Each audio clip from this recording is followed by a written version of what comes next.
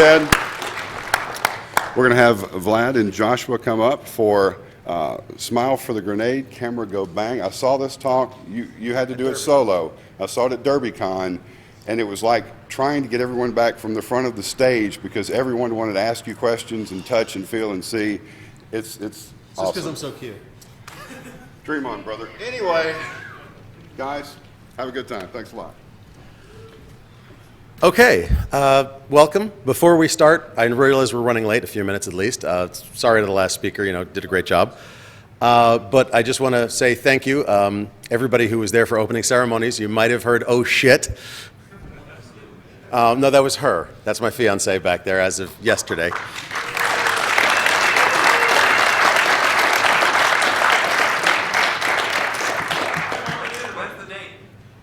Dear God, man, that's her problem, not mine. I just put a ring on her finger. Can you give me a week? Honey, when's the date? Anyway, okay, let's get to the talk, guys. Basically, if you've seen this talk, we have a lot of similar slides. We have quite a bit of new information because we basically realized we failed and we started from scratch. So you'll see a lot of similar stuff, and you'll see a lot of new stuff. And if you saw it at Derby when my PowerPoint puked because my computer died, you'll see actual slides this time. It's cool. So let's get started. What you see on the screen, by the way, is that right there. So afterwards, or even during, if anybody feels the irresistible lure of, my God, it's a thing that goes bang and wants to caress it, it's cool. It's Vlad's. He likes things being caressed, is what I'm told. Anyway. So this is us. Vlad and I are total whack jobs. We've done just about everything in security you can imagine, and we've done just about everything outside of security you can imagine. To take the 3-second quick tour, Vlad has worked with DARPA, Future Warrior, been taught, broken into and broken out of just about everything and anything you can flipping imagine.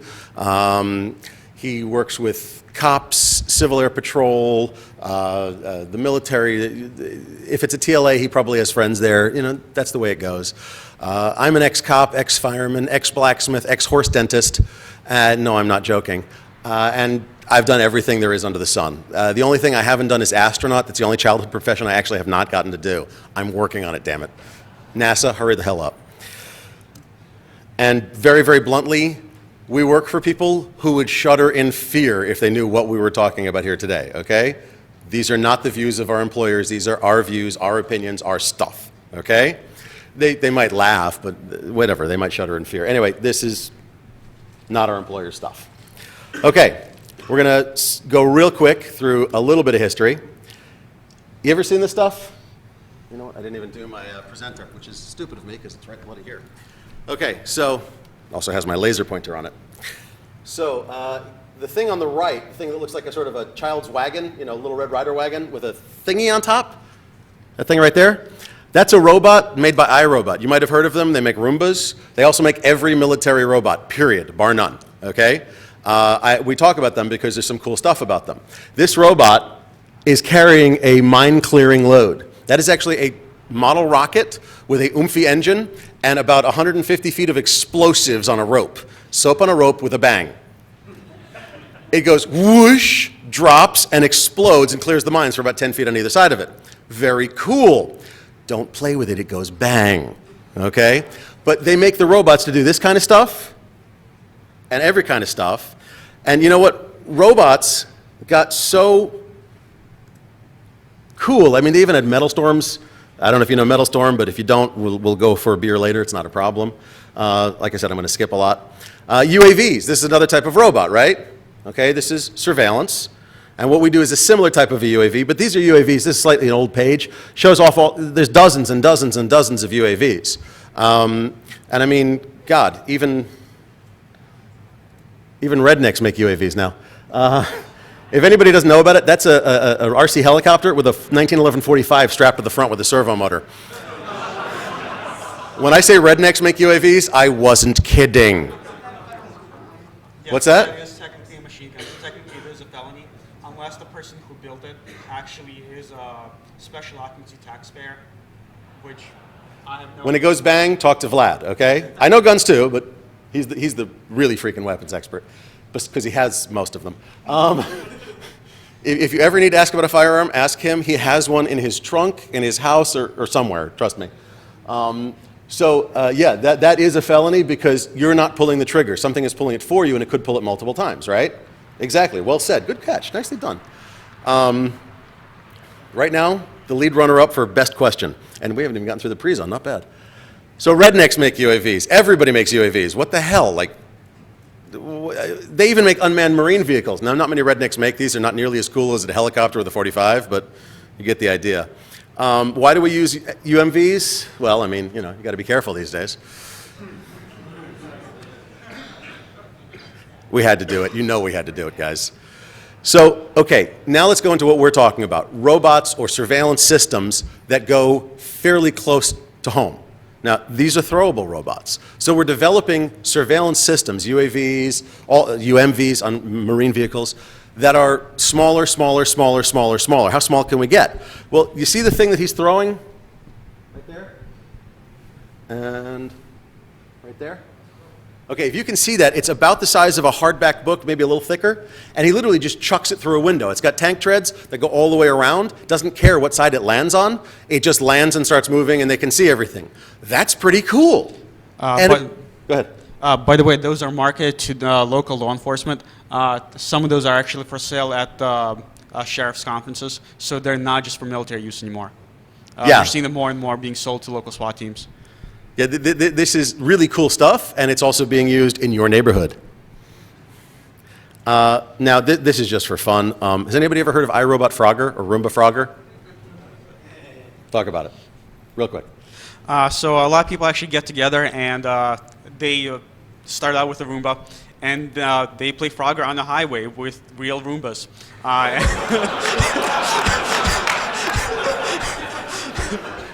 It's actually really. Can you imagine?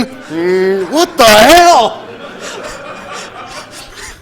So yeah, mistakes can get pretty expensive, like in the order of hundreds of dollars worth of expensive if you lose. Dude, it sounds like a project tailor-made for DC 949, but expensive, silly, and weird. It's their thing, right? Anyway, they got even smaller with these. We just threw in the Frogger thing because that was way too funny. Camera balls, and no, this is not what you think. Camera balls are throwable balls. It's the size of a softball. Big in the picture. It's literally this big. And maybe a little bigger, but right about here. And it's 3 cameras in it, and it's weighted on the bottom, so you literally, you get the guy on your SWAT team that's had the Little League practice, throwing at Little Leaguers, and whack! Through a window, through plywood. It doesn't care. Okay, so if you got a good enough arm, you can put it through a thin enough sheet of plywood or bounce it off a board or whatever. Get it in the house, it comes down, weight pulls it down, weeble wobble, don't fall over, and you got 360-degree view. Now, it doesn't have the tank treads, it can't move around. Fine, I'll throw 4 of them, 1 in each room, who cares? It's pretty awesome stuff. Okay, cool. What about if I want to get it farther than I can throw it?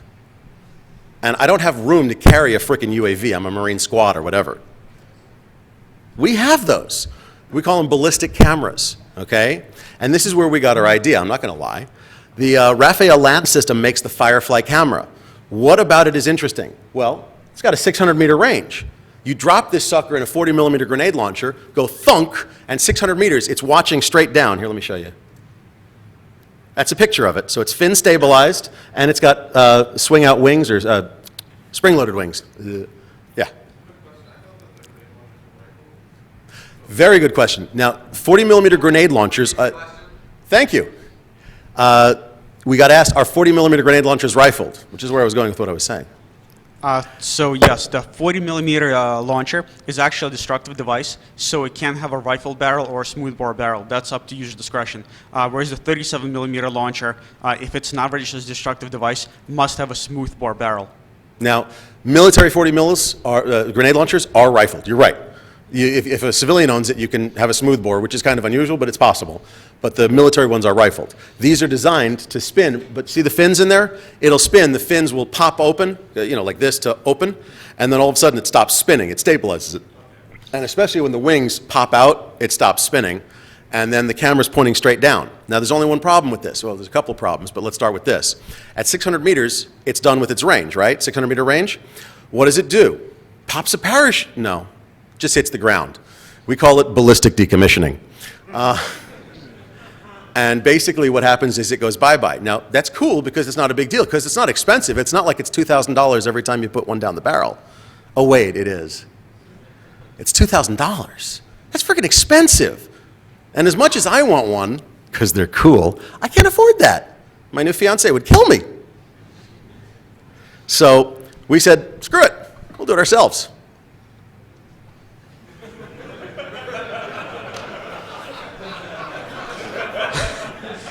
So going into this project, we actually wanted to build a system that would be readily accessible to civilians. Obviously, would be very useful for search and rescue teams, especially going through a rugged terrain, going through brush. It's easy to just pop one of these rounds over the treetops and not have anybody try and trudge through the pine barrens or through a swamp. Some airsoft teams are actually spend tens of thousands of dollars. We've seen helicopters show up to airsoft games. Literally, somebody would rent out a helicopter. So we figured.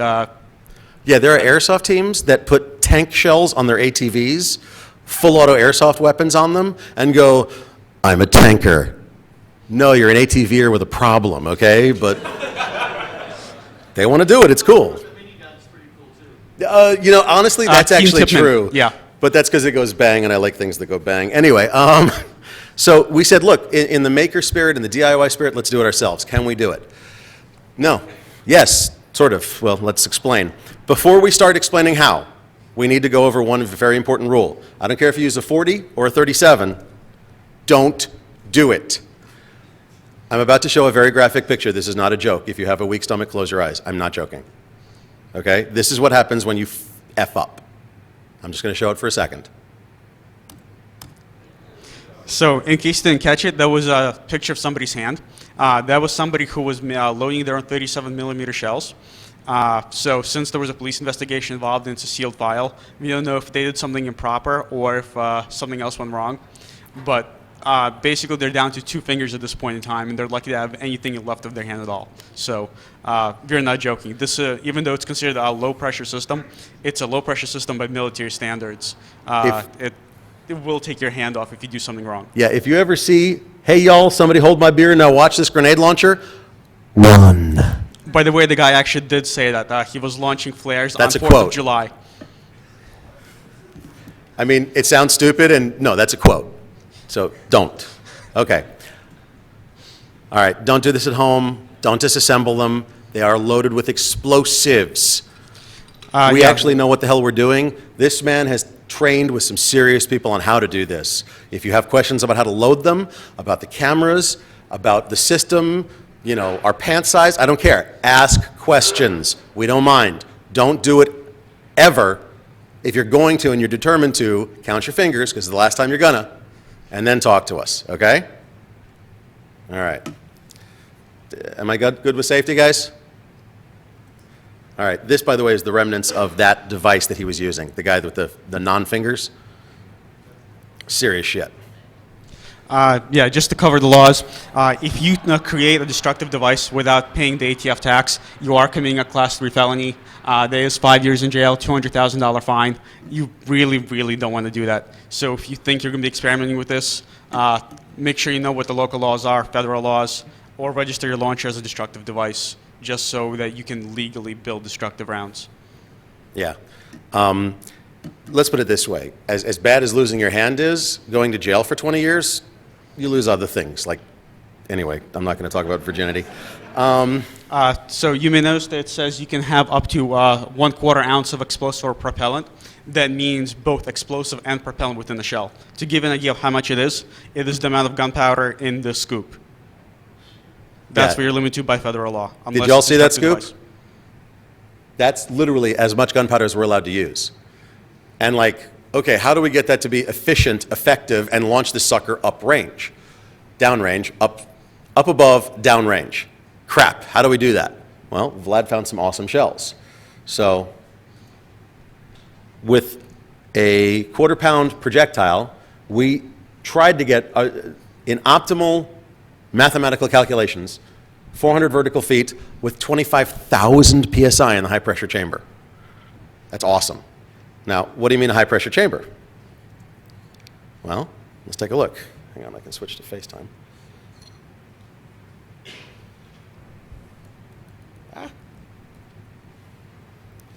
And you can show it to them. All right. So unlike a regular bullet or a regular round that's fired, 37 millimeter and 40 millimeter systems work slightly differently. We have this cavity, which is the high pressure chamber. This where the propellant actually goes into, and this side has a primer. We then seal it with what's called a burst disc, which is actually a penny crushed with a 12-ton press. It's literally a flattened penny. It's kind of cool. And then you screw it down, and that creates the actual high pressure chamber. Once it's triggered, it creates about 25,000 psi of pressure and ruptures the burst disc. What is that with the burst disc? Oh, no. Oh, here it is. Once this burst disc bursts, this is what it looks like. It actually pushes the hot gases into the shell and actually enables us to fire the lift charge. So basically, you've got a really tiny high-pressure chamber. It does full combustion of all the powder, and then it goes through the burst disc at a predetermined charge or predetermined pressure density, and then it expands into the larger chamber and is a lower pressure, but still enough, since it's got full combustion already, it's not going down the barrel, combusting as it goes, to launch everything down. Yes? Are you using an off-the-shelf motor, like even for hand loaders and such? They're using Unique and Bullseye. Yeah, they're trying to use standard powders. The only thing, The question is, are we using off-the-shelf powders, off-the-shelf? Are we custom grinding our own explosives? And the answer is, and no offense, no, we ain't stupid enough to do that. so then we use a wadding, actually, in a low-pressure chamber. Looks just like shotgun wadding, same concept. And that actually pushes the main projectile out of the shell. So that's how they're able to use so little propellant to actually generate the high pressure and achieve the kind of results that you're getting. Pull it out. So this is the projectile, and as you can see, it's fin stabilized. You see how the fins curve? So it's a spin stabilization system, and as it comes out, and remember this is smooth bore, so it just basically pushes it straight out. Well, if you push it straight out, as we found to our dismay, without fins, it goes Yeah, this is not the very older version. pleasant. With fins, we're hoping, and this is where I get honest, we have not shot it yet. We just had the pores done on those shells. Those are brand new, okay? We were hoping to get them 2 weeks ago. Didn't work. So let's go back to the presentation. Okay. So we had everything custom milled and custom made. There's a guy that makes these shells. They're awesome, but we had some tweaks done for us. And these shells can be used in any 37 millimeter launcher. That we know of anyway. Yeah, they can actually also be used in military 40 millimeter launchers. Our goal was to have compatibility with all the weapon systems. The reason the military launchers and the 40 millimeters actually have the rifling, it's not for the same reason as you would have rifling on a rifle. What it actually does is the rifling spins up the round and it arms the high explosive rounds, because the HE rounds arm once they with the complete 6 full rotations, which is supposed to be about 25 to 30 feet out of the launcher. So hopefully you don't shoot your squad mates. Anyway, so we ran into some challenges. Significant challenges. First cameras we bought were from China. Let me show them to you. No, they were really cool. I mean, they were, here it is. We have, this is a camera, and I'll put it up on the FaceTime thing. That actually worked out pretty well. Can everybody see this when I do this?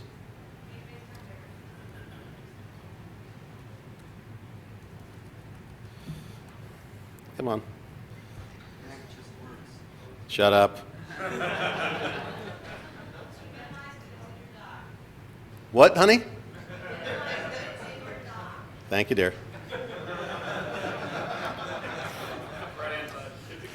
Where is it? Oh, thank you. So that is the camera, and if I turn it, see the wireless antenna, the little stub antenna? That's the wireless antenna, and there is the charging port. So I said, well, I need to make this smaller. I just want to hook, it comes with a wall wart, okay? I just want to hook this up to a battery pack. Give me a battery pack. 2 CR123s, 6 volts. It works on 6 volts. We're Slightly good. melted. Yeah, this one we shot and melted it. But I couldn't do it because, where'd the camera go that is in little pieces? There we go. No, this one. Oh, never mind. Well, when you cut the wire, you come up with 4 wires. I went, DC is 2. How the hell did I get 4? And they're so tiny, like I almost went blind trying to futz with them. So I breadboarded trying to figure out which one is which, polarity and everything. Found out that in this bloody damn connector is actually what is it, the rectifier? To put 2 different voltages down to the camera and the wireless, because the camera and the wireless are 2 different systems inside this little tiny square box. What a nightmare. And of course, if you reverse the polarity on any of the 4 wires, guess what happens? You let the magic smoke out. Well done. Now, so what were we planning on doing? This is a camera in what's known as a baby soda bottle. There's the camera. We use tinfoil as wadding. Yeah, it's screwed with the wireless. We found that out. In a baby soda bottle. Has anybody ever seen a baby soda bottle before? Okay. What are they? What are they? Sorry? Uninflated 2-liter bottles. Exactly. Very well said. Uninflated 2-liter bottles. They actually... For storing your spare CR-123s in.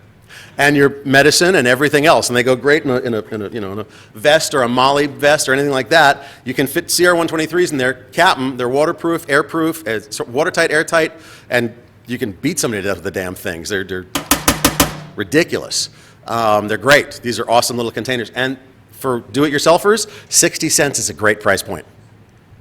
Okay, I buy them by like the 30s, just because that's the volume. But I mean, you can buy singles or whatever. So we used those cameras, and we ran into some problems. Namely, they suck. They suck. The video's horrible. They can't handle the shock. They can't handle anything. It's horrific. Yeah, we actually had a fairly high failure rate. As soon as they came in from China, 2 or 3 in every batch would be dead before we even got around to killing them. Yeah, DOA rate was 30%, and the dead-on shooting rate was 100%. We're like, you know what? This is not what we wanted to design. So we said, okay, let's start over. Let's go from scratch. And by the way, these are still some of the challenges. I mean, we ran into challenges about English, Chinese documentation, DOA equipment, the proper cameras. That's what we've just been talking about. We ran into safety challenges. That's an ongoing thing. We're very, very careful. Did I mention the hand? So yeah, as a slide shows safety. I like having all 10 fingers, so we have to be very careful with the loading. Legality, yeah, like the slide says, rectal opening safety. We want to keep the actual charge very, very low. We have to be careful with where we test and how we test this. G-forces. Every time you fire a shell, it generates roughly 6.5 G, and it turns out that a lot of the consumer cameras aren't rated for that for some reason. You're not supposed to drop them off cliffs? Damn. Space. This is the constraint that you're working with. This is actually larger than we want to have. Realistically, we want to be able to shrink it down fully to be able to fit into this shell. Wait. No, that's a lie. Let's be honest here. Well, here's I the want to fit into this. Okay, can anybody here fit a wireless camera with battery pack in this? and a parachute. And a parachute, sorry. Did I mention the parachute? Yeah, that's what I thought. It's possible. It just ain't easy. Yeah, one of these. By the way, that's the one we half melted during shooting one of these. It's a fireproof parachute. We had issues. Okay, so we talked about arming them, spin arm, ripcord, reed switch, push button. These are all good possibilities, but it's really tough. Again, did we mention we have a space constraint? All right, now notice Dimensional legalities. the high explosive grenades they use in the military, they don't have the parachute, okay? They go boom. They don't have that kind of constraint. So we have a lot more constraints. It's tough. It's really not fun, and it's not easy. It's fun, actually, but it's not easy. Also, that's why we went to the stabilizing fin deployment. That's why we went to these poured fins. Yeah, the version 1, we were shooting the baby soda bottles, and we quickly switched over to the custom milled shells. And we quickly realized that we actually do need to have fin stabilization, especially shooting in the wind, shooting in outdoor conditions. Yeah, and parachute deployment is tough when they melt. I don't know why. So we had issues. We had issues. But anyway, you know, as we all know here in the hacker community, failure is always an option. We're good with this. We had a tree jump in the way of one of our shots. Damn thing just moved. It was amazing. So anyway, let's skip a little. No, it works. Oh, we can show you. No, the tree, no. That was just splinters, dude. Here's a melted battery pack. This is two CR123s. Thank you for the gentleman that said that. That what we were doing was fitting these into, before we figured out about the rectifier thing, we were connecting them and pushing them into the baby soda bottles. And inside, oh, you're right, this way. So just hanging outside the lip of the baby soda bottle, we actually burned the heat shrink tubing. Heat shrink tubing is supposed to be touched by fire, and we burned it. We also had the 3 layers of fire retardant wadding. Yeah, that got around crushed. this, and we burned them off. And around that was a flame-proof parachute. Is this the one? No, this is the burnt one. Oh, where's the burnt one? Which we melted in 4 places. It ain't easy, everybody, okay? And by the way, that guy in the picture right there, if you can see him in the green shirt, he's crushing his own propellant. We don't have any pictures of him after this. Did I mention about not doing our own propellant, custom propellant? Yeah, it's not a good idea. So that was the hand. We don't show that for very long. Anyway, okay. So we're actually all right. Oh, wait, hang on a second. The camera issues, those are the 4 wires. That's an old MacBook picture. I was using it. And can you see the wires? Literally. That's how small they are. They're the size of grain, like hair. I mean, fairly thick hair, but hair. Okay, so, okay, you imagine trying to work with 4 pubes on a breadboard. It ain't easy, okay? Yeah, eyesight. I went damn near blind trying to work with these things. Okay, go ahead and talk about shell loading. Well, we did, but yeah, we did it quick. Actually did. We did shell loading already. I'm sorry, I don't know why we have it twice. Yes, skip to your testing issues. Okay, testing issues. Safety. Talk to the hand. Location. We actually talked to a lot of outdoor ranges. I'd call them up and I'd ask them, can we go out there and shoot? Do we need a membership? And they'd say, sure, just come on out. You can just fill out the paperwork and pay us for the day. So can they shoot a 50 BMG? Sure, no problem. Can they shoot a 37 millimeter? What the hell you just say? Is that like a grenade launcher? Well, not really. I mean, it's a flare launcher, you know. It's a life safety device. But you said it was 37 millimeters. Yeah, it's a flare launcher. What y'all launching out of it? Flares?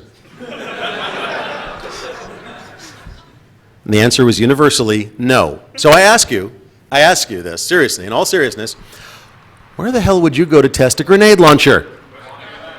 What? West Virginia.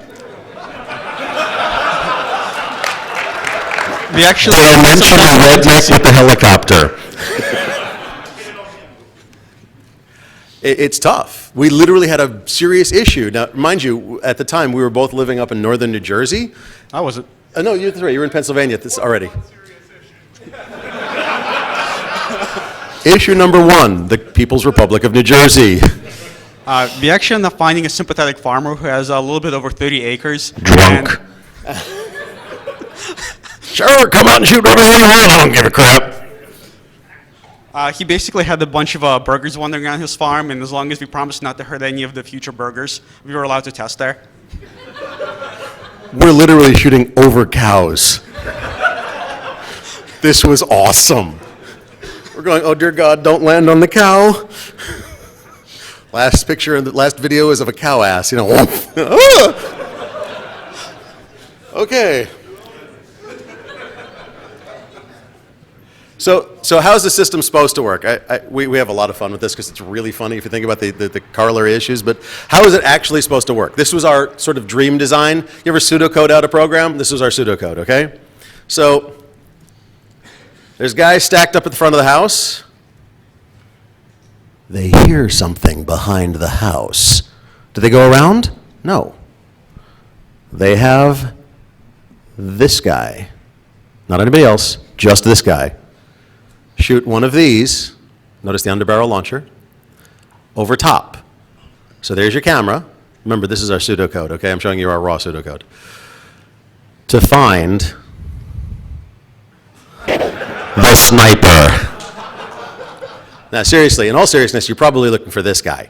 Because if he's pointing at you, you're going to have a very bad day. And a really short one, too. So what can you see? Look how the barrel's sticking out of the window. You can actually see that barrel from up top, couldn't you? Possibly, okay? So you're looking at the front of the guy, or the back of the guy in front of you, because that is the receiver for our original camera system. It's got a micro SD card in it, antenna, removable antenna, replaceable antenna. It works. It's great. That's very cool. I can just Velcro to the pack of the guy in front of me. You know, the leader of the stack is normally in the back, okay? So he Velcros shit on the guy in front of him. Awesome, it works. And he can look and see, hey, no barrels poking out. Hey, there's no car with the exhaust revving, waiting for them to pile out and get the hell out of here. Looks good. Let's go in. Okay? Oh, and there's a size comparison just so you can see it. Yeah, this is the short-range receiver. Now, we also wanted to have a long-range receiver. Why? Because for the mobile command center, so they can see what's going on as it's happening. So our idea was have something that can go to multiple points, point to multipoint, multicast anybody? Anybody video out there? Okay, anyway. And that's what we wanted, so you could see if you had the plane in back of the house, and that literally is what happened there, but, or whatever, okay? So that's what we wanted. This is the pseudocode we built for our system. And we wanted to do it this way. We wanted a 37mm civilian legal launcher. That is civilian legal. That is not even a firearm. That's why we can have it here in DC. Yeah, so according to federal law, you can actually have it in all 50 states because it's a life safety device. It is meant for long-range signaling. If you're a ship in distress, if you're lost in the woods, you are allowed to have it basically anywhere, including DC. Now, if you launch a flare into somebody, it becomes an anti-personnel device and you go to jail. Do not collect $200, do not pass go to jail. You do not point it at people. Yes. Why is that pointing? No, just kidding. It's only you. In any way, shape, or form. So that's the difference. Does that make sense to everybody? It's a life safety device. It's not a firearm. It can be shipped to your house. Bullcrap. We've been going 30 minutes. I got a timer. Okay, fine. Oh, you're going on the clock. Damn. All right, so we wanted hang time, we wanted to be able to everybody to use it, and we wanted the price to be better, okay? So we're going to be skipping fast. Okay, guys, we're going to the live demo. Screw this. No, we're not shooting it. Chill. Okay, this. Meet us in Virginia after the conference. His place. This is our new camera. This is a company who I will not name because they're pains in the asses to deal with. That right there is for your ear. This is a Bluetooth headset with a video camera on the front of it. Essentially, we decided to go with as many commercial off-the-shelf components as we can, as long as they're rugged enough and as long as we can adapt them to what we need them to do.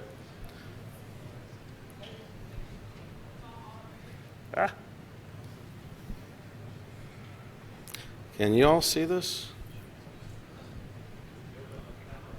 Not very well, sorry. Too many generations, but basically, I'll just come down here on the loud mouse. It's Bluetooth to my phone, and I'm getting video in 480p at about 7.5 frames per second, which although it's not great, it's pretty close to full motion. The resolution is pretty decent on this, if you see it close up. Also, with a high-power Bluetooth receiver, we can get about 300 feet range on those. So this is supposed to be in your ear. As you're walking down the damn street, you're talking to your buddy. That's sick. Okay? So now, what have you got? I've got 480p resolution. I can trigger recording from my phone or my Android tablet or my iPad, and as long as I can hit it with a Bluetooth, I can get video from it. That's not bad. Has anybody heard of Blue Sniper? So we're actually in the process of developing a Blue Sniper system for an ice cream sandwich phone.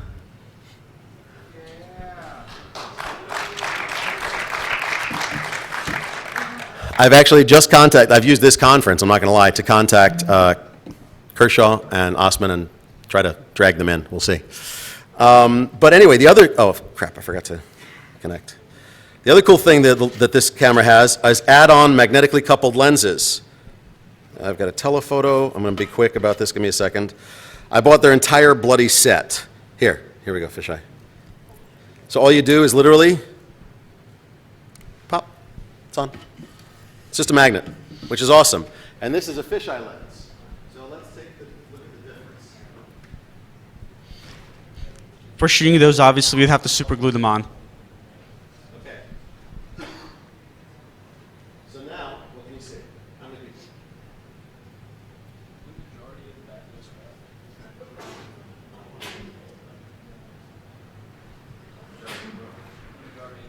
Yeah.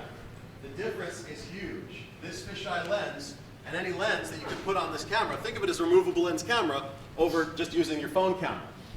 It's a huge difference in the ability to see things. And I'll show this to anybody who wants to come up afterwards, okay? You can play with the lens, it's not a problem. But this kind of capability in a commercial off-the-shelf technology that costs less than a couple $100 is friggin' awesome. And this is what we're using with the new version. Now mind you, like I said, it's unfortunately, where's the empty one? Which one? The one like this, but anyway. Yep. It's too damn big. Looking for this. Yeah, that one, leave it. So we poured these, not knowing how big this thing was when we bought it, and it's a little too big. We had the first version of these, and we just got the second version in, the camera rather, I should say. We took a chance, we gambled wrong, but we're working on it. Now, they'll fit in the baby soda bottle if I clip that Bluetooth thing, but I don't feel like it right at the second. No real problem, okay? It goes all the way in except for that little post. So we've got a commercial off-the-shelf technology we can shoot. What's that?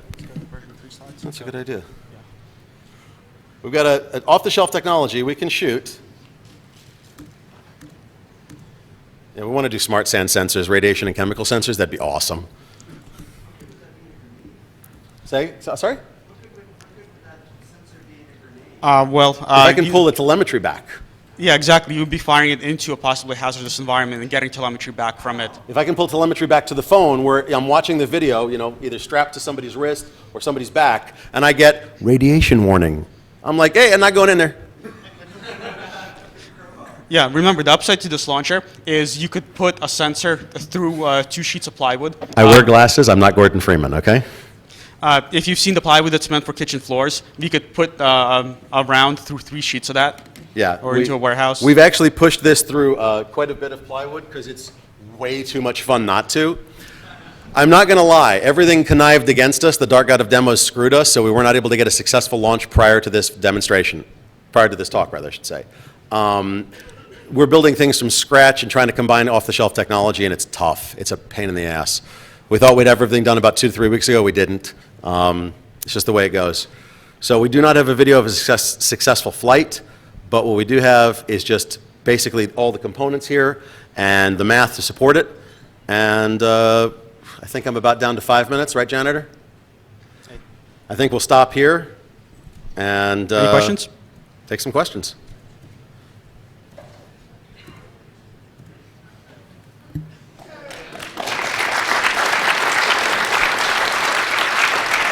Okay.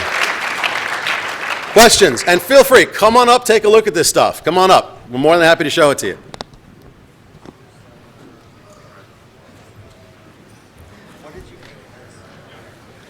I don't remember. Way too much. Too much. Way too much. Oh, I'm glad you like it. If you want to come to the West Coast, I've got a few places where you can shoot this stuff. Oh, shoot it? Yeah. Yeah. No, it's What's that? Do you mind if we do come on out?